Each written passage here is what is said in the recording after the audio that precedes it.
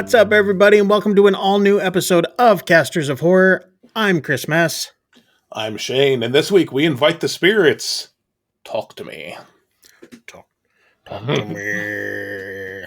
Yeah. Yeah. That was a weird... Are you shaking hands or something? Shaped hand, you know. Yeah. Weird. Yeah, just like... yeah, so you guys have probably seen the trailer for this last year. It has been... We reacted to this one, didn't we? To the trailer? We did. We did a trailer reaction to this one, and you guys seem to have enjoyed it. Yeah. If you haven't checked it out, make sure you check it out, down in our trailer review section. But yeah, now we're finally checking the film out and giving you our review of it. Now, the reason why we're doing the hand thing is because if you guys have seen the poster, it's a hand.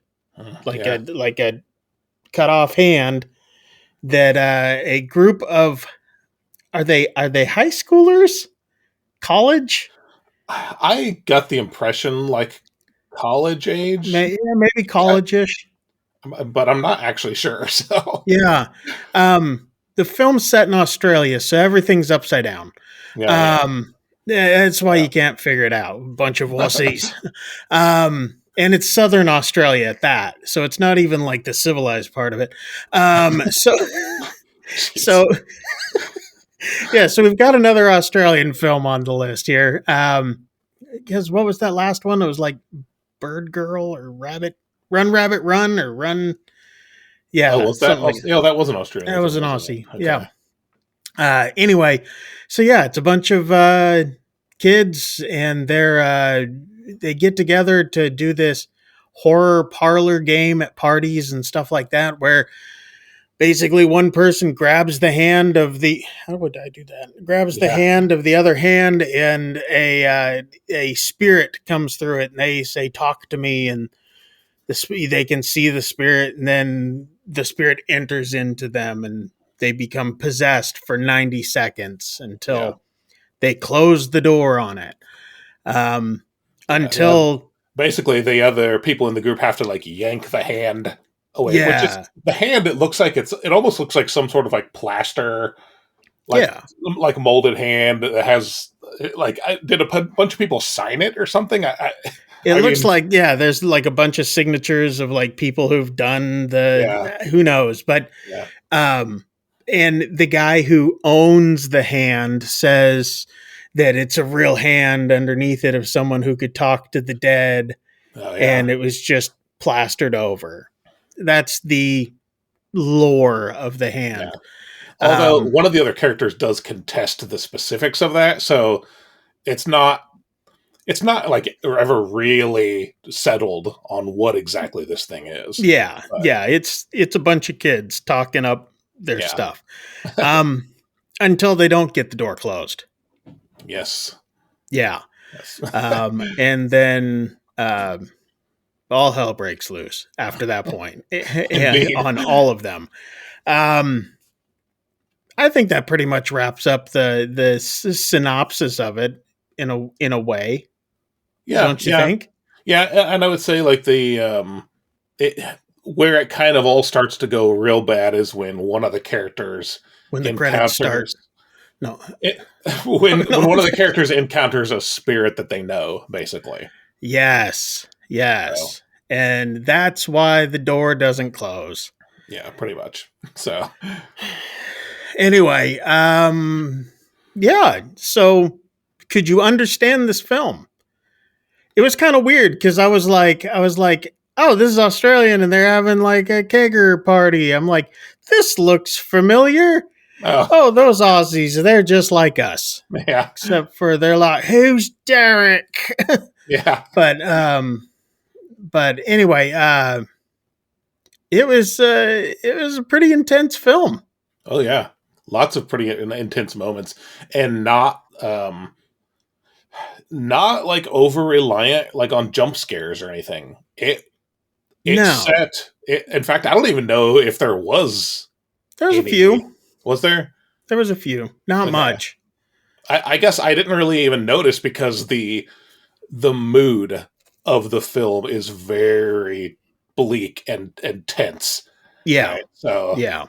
yeah, But it's this film made it onto a bunch of top 10 lists this last year, uh or, you know, at least some people's top 10 lists, yeah. as being one of the more intriguing horror films. Do you think that it should be up on that list? It is personally on my list as far as like, you know, upper tier of the movies we watched. The only thing I will say about it, like, I have exactly one negative complaint about it. And that's it. And that is, I personally kind of thought it was predictable. I felt like, especially with the opening scene, the opening scene. First of all, I should say, is fantastic. I Yes. love that opening. Yes. But for me, it also like set up exactly what was going to happen Yeah. all the way through to the end. Yeah. But other than that, I actually really loved this movie. It was the exact amount of like tense and darkness, really unsettling stuff going on. Yep. You know, and Yep. yeah, I don't know any of these actors, but I thought No. all the acting was really solid, and yeah, there's just like it ticked all the boxes that I would want out of a movie like this. Yeah. So The only actress that I recognized was Miranda Otto. You guys might know her from the Lord of the Rings trilogy. She was in the second and third parts of those. oh, okay. And she's done a few other things here in the U.S., but Oh yeah, beyond, okay. Yeah. yeah, it's just like, oh I recognize her now, yeah. yeah. But this film was directed by Danny Filippo and Michael Filippo. I would assume they're brothers. You guys might know their work from. Give me just a second. I'm pulling it up. I love IMDb. From the TV miniseries Raka Raka, which I assume is Australian. And you might have also noticed their work as the camera and electrical department of the Babadook. Or the Babadook. Sorry. Oh, really? Yeah. They did Okay. they were work experience, it says. Yeah. So yeah. Anyway, this is kind of their first foray into film. But Okay. like I said, they had done 54 episodes of Raka Raka. Neither have I. But again, Australian. But Well, so if their first effort, what about you, man? Did this one land for you? oh, this was great. Yeah. They did Yeah. a great job in this film. Yeah. Yeah, it even down to some of the practical effects on Oh, it. yeah. It was just this movie gets brutal Oh, at yes. points. And Yes. and where it gets brutal is it's kind of where it shines. Oh, yeah. So no, they did a fantastic job with this Yeah, film. there's It a lot definitely of disturbing physical violence Yeah. in this film. Yeah. So with it being on the top 10 lists of some people, rightfully so. This was a well done film. Yeah. And so if you guys get a chance to check it out, I highly recommend it. So I don't know if we mentioned, this is another A24 film, which I feel like we have a good track record with, but I also think is very hit or miss. Yeah. Like, I don't really feel like there's a middle ground with A24 films for me. But this one is definitely on the upper scale of what I would consider their You either work. love A24 like Midsummer or Men. Yeah. It's two different ends of the spectrum. So something like anyway, I think the most shocking part to me, the whole film, roadkill kangaroo. Just gonna throw that out there. It was like, didn't expect that. Yeah. But anyway, it was just like, this movie could be set here in the US. Nope. That's that's a large pocket rabbit.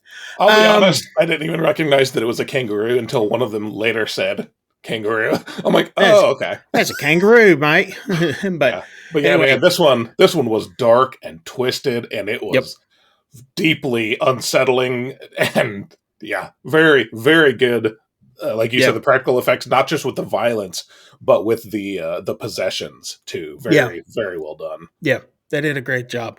Let us know what you guys think. If you guys checked it out, are you going to check this film out?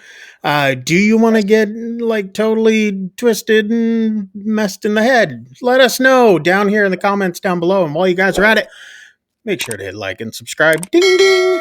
Right over Shane's face. Yep, right there. Anyway, I guess I'm pointing the wrong way. I'm pointing some way. It's a direction that I have still yet to figure out. I mean, look, don't click there because you'll just pause the video. But yeah, tap on it. But anyway, let us know what you guys think, and also write down in the comments if there's any other movies that you guys want us to check out while we're at it, and while we still have breath in our lungs. So anyway, that's it for this week. I hope you guys enjoyed it because I know that we did. And till next week, I'm Chris Mess. I'm Shane, and we'll see you later. I like that. Get the hell out of here. We'll see you guys.